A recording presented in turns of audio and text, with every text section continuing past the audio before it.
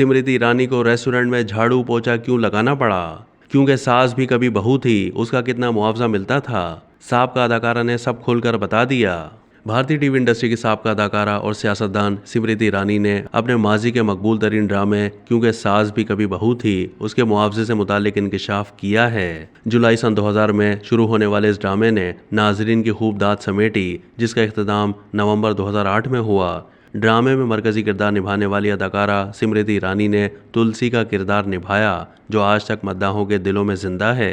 एक इंटरव्यू के दौरान स्मृति ईरानी ने अपने इस मकबूल ड्रामे और निजी जिंदगी से जुड़े हैरान कुन इंकिशाफात किए कि कैसे उन्होंने मुश्किल हालात का सामना किया और उन्हें एक रेस्टोरेंट में झाड़ू पोछा लगाने का काम भी करना पड़ा था।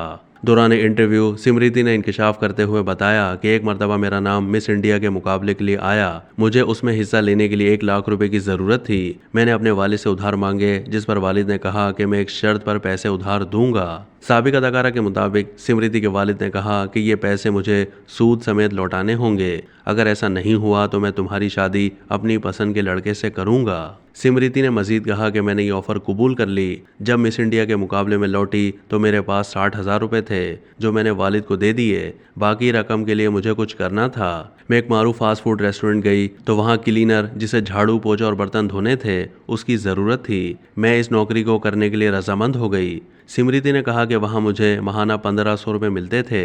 ड्रामा क्योंकि सास भी कभी बहू थी उससे मुतालिक बात करते हुए उन्होंने बताया कि जिस वक्त शो शुरू हुआ उस वक्त मेरे हालात कुछ अच्छे नहीं थे, ना मेरे पास इतने पैसे हुआ करते थे।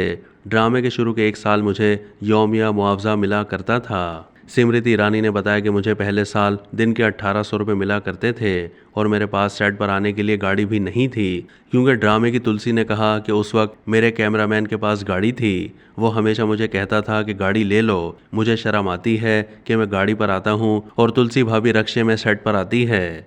अब तक के लिए इतना ही। मज़ीद मालूमात के लिए डेली जंग के यूट्यूब चैनल को सब्सक्राइब कीजिए।